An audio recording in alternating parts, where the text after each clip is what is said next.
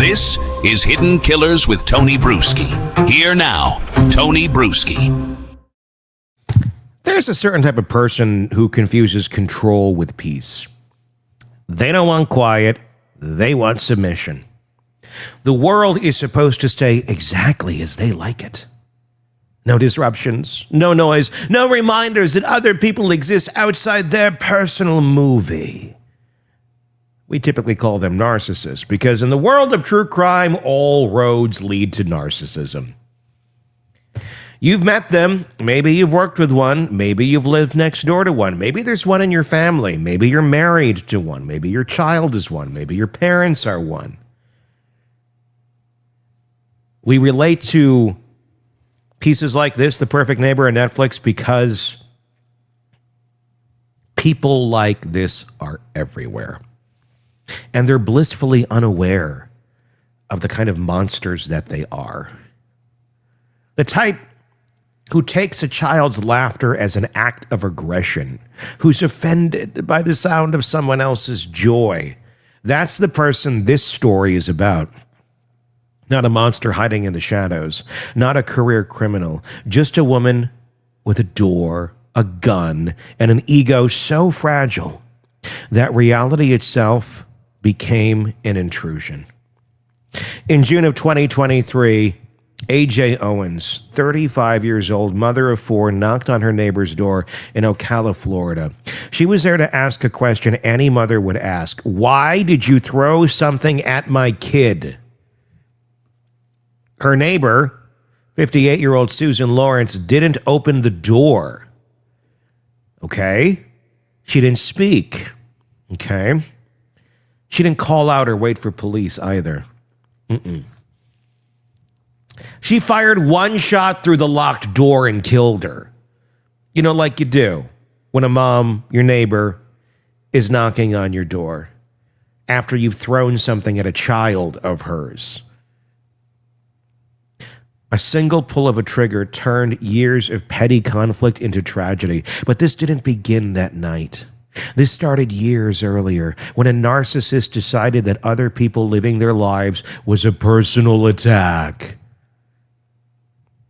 Lawrence had been complaining for 2 years about noise, about kids in the yard, about disrespect, as all narcissists do. Anyone who's constantly running around going, it's so disrespectful, they disrespected me. Anyone who overuses the term disrespect on a regular basis, run like hell from. They're a narcissist. It's a very common trait, at least I've discovered in many of them. Disrespect is a big thing to them. Perceived disrespect. It's not necessarily that they're being disrespectful, it's how they're perceiving it. It's called a cognitive distortion. They love to live with those because it makes them the victim all the time. She called the police, recorded the neighbors, waved her phone like a badge of authority. She saw herself as a lone, sane person in a neighborhood full of offenders. The perfect neighbor, as she called herself. Yes. And that's the most telling part. Narcissists always write themselves into the story as the hero, the martyr, the misunderstood genius, the only adult in the room surrounded by idiots who don't follow their unspoken rules. That's what was happening here.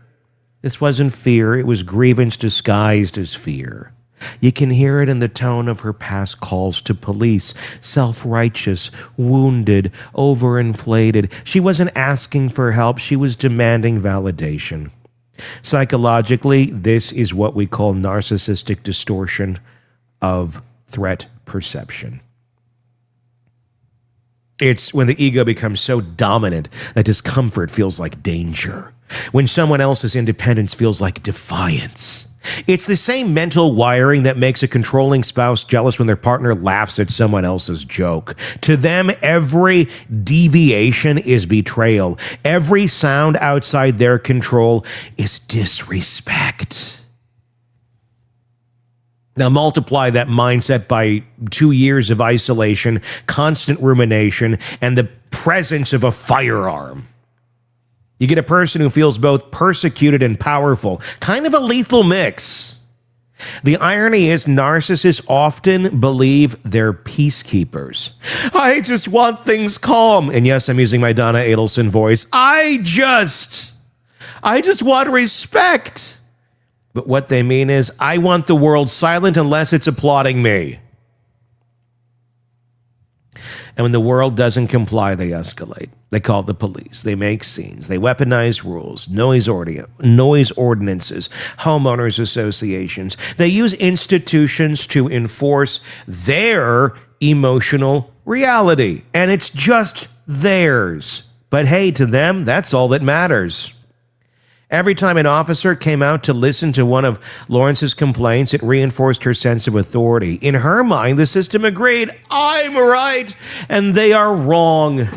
Each call built the fantasy until reality could no longer puncture it.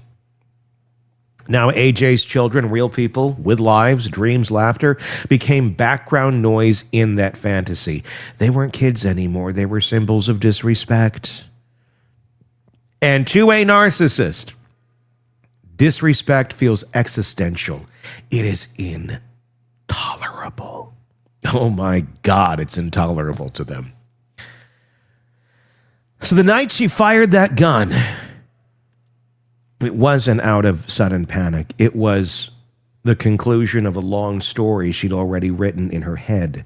They harass me. I'm the victim. No one listens until I take action. That's the cognitive distortion that kills. The inability to see where your grievance ends and another human's rights begin. You might wonder, how does someone reach that point? It starts with a seed of self-importance and a lifetime of not being challenged. People like this often collect slights the way hoarders collect trash. Wound collectors, as our friend Robin Dreek would say. Every perceived offense is stored, labeled, preserved. A neighbor's sideway glance becomes a character indictment. A child's laughter becomes proof of disrespect. And here's where the irony gets darker.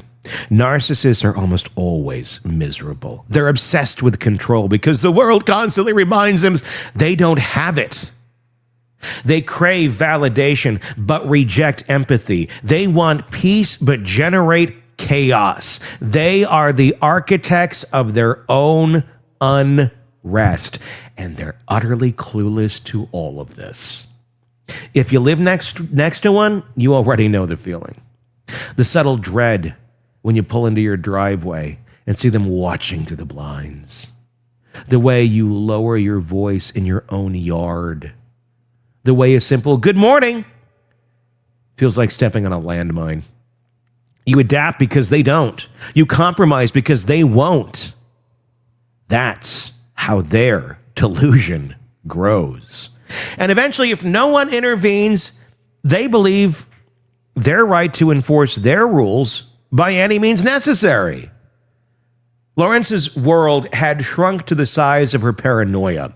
Every day was a new trial in the court of her own mind, where she was both judge and the victim and the jury. The kids next door were the constant defendants. But narcissists don't just crave control, they fear humiliation. And the idea that someone like AJ might knock on her door, call her out, demand accountability, that was the ultimate ego injury. To a narcissist, confrontation is annihilation. If someone is refusing to accept their script. So when AJ knocked, she wasn't just a mother defending her children. In Lawrence's mind, she was the embodiment of every imagined slight, every perceived disrespect, every neighbor who didn't bow. And narcissists don't reason with those people. They punish them. Behind that locked door, Lawrence had options. She could have waited for police. She'd done it dozens of times before. She could have spoken through the door, de-escalated, walked away, but she didn't want resolution. She wanted vindication. In her mind, a gun was the ultimate argument she could finally win. See, narcissists don't think down the line. They don't think, if I shoot this gun, I could kill somebody. If I kill somebody, I could go to jail. They think in the moment. And they think in that moment, no matter what the hell their effed up mind is feeding them, that is going to be right. Again, that is why narcissism always wins and always takes down the narcissist. She fired once through the wood into the chest of a woman she refused to see as human anymore. That's the thing about narcissism and collapse. It always ends with destruction, either emotional, social, or physical. When their delusion breaks, they don't recalibrate. They lash out. People think narcissists are charming manipulators. Some are. Some are. But the type we see in this case, they're the brittle kind. The ones whose self-image is so fragile that reality feels like assault. They don't have the charm. They have the rage. They don't seduce. They seethe. And when you give that personality type a weapon, you're giving ego an amplifier. Suddenly their imagined control becomes literal. Their insecurity has a trigger. AJ's kids saw her collapse that night. They saw what unchecked narcissism looks like when it finally reaches terminal velocity. And now they live with that image, forever linked to someone else's fantasy of victimhood. This is what people forget. Narcissists don't just ruin their own lives. They radiate damage. Everyone around them ends up performing emotional triage. They consume empathy like oxygen. They make others responsible for maintaining their comfort. And if you fail, they punish you for it. In Lorenz's case, that punishment was fatal. But the psychological aftermath ripples outward. Those kids will grow up navigating grief and guilt, wondering if knocking on a door was a mistake, even though it wasn't. Neighbors will carry survivor's guilt. I should have said something sooner. And the community, once vibrant, now hesitates to trust, to engage, to make noise. The silence she craved became the silence everyone is left with. That's the final irony of narcissistic control. It doesn't create peace. It kills it. You see this pattern in workplaces, families, politics, everywhere. The person who demands total control always ends up destroying the very environment they're trying to dominate. Because peace requires empathy, and narcissists can't sustain empathy without feeling diminished. When the verdict came down, manslaughter, 25 years, it wasn't just so much as containment. Society saying, we can't fix this mind, but we can keep it from firing again. Even then, she reportedly showed little remorse. Narcissists rarely do. Remorse requires empathy, and empathy threatens the ego's supremacy. They'll cry for themselves, never for the victim. If you've ever argued with someone like that, you know it's like trying to teach gravity to a rock. They don't hear facts. They hear defiance. You can't appeal to their humanity. They outsourced that part long ago. You might be tempted to pity them. Don't. Don't pity them for 1 second. Pity is another form of fuel for them. They turn it into proof that they're the misunderstood hero of the story. And that story never ends well for the people around them. What happened in Ocala isn't just a neighborhood tragedy, it's a psychological cautionary tale. A reminder that unchecked entitlement is dangerous, not annoying, that the person constantly demanding respect might be the one least capable of giving it, that empathy without boundaries isn't kindness, it's complicity. You can spot them early if you know what to look for. The constant victim who's always surrounded by idiots. The one who calls every rule unfair unless they wrote it. The neighbor who believes the property line is a moral frontier. Those people don't need power, they need therapy. And when they don't get it, they create their own brand of justice. And when they get therapy, quite often they weaponize that too and just use it as another place to be heard and to get refueled. You can't fix these people.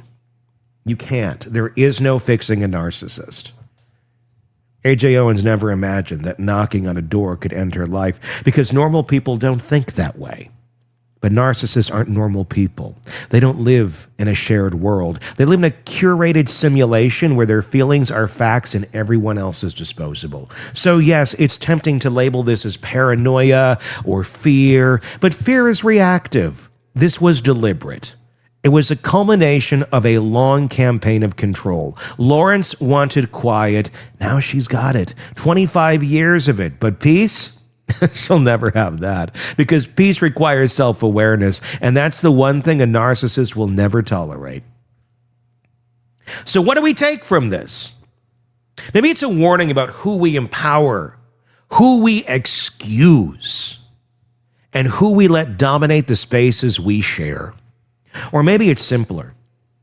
Pay attention to the people who can't handle small inconveniences. They're not harmless. They're rehearsing for something worse. When someone starts treating boundaries as betrayal, when they can't coexist without control, that's your cue to step back. Because once their ego feels cornered, they'll do anything to win. Even if it means burning down the whole block. The sad truth is some people don't want neighbors, they want subjects. And when they finally lose control, they call it self-defense. But it's not defense. It's narcissism's final act. The delusion that you can shoot your way back into being right. And if you ever find yourself on the other side of that door, remember, the most dangerous person in the world isn't the one who hates you. It's the one who needs you to stop existing so they can finally feel at peace. That's who Susan Lawrence was. And that's who A.J. Owens met when she knocked. And now that neighborhood, like too many others, knows what happens when one person's ego decides to play God with everyone else's life. Because the thing about perfect neighbors, they're only perfect until someone dares to live next to them. Do you have a story? Do you have a narcissist story in your life? Narcissist neighbor? Or anyone? Spouse, parent, friend, child, whatever it may be. Sharing stories and letting other people know that they're not alone in this world when dealing with these monsters is very helpful. I'm sharing a lot of mine, and it's therapeutic. I encourage you to share yours in the comment section here on YouTube. If you're listening to us on the podcast platform, just search Hidden Killers with Tony Brueski on YouTube and you'll find us there. I'd love to hear your story. You can do it totally anonymously. Love to hear that. Please hit subscribe as well so you don't miss any of our coverage and commentary just like this in all sorts of cases. Until next time, I'm Tony Brueski. We'll talk again real soon. Want more on this case and others? Then press subscribe now and don't miss a moment of true crime coverage from Tony Brueski and the Hidden Killers podcast.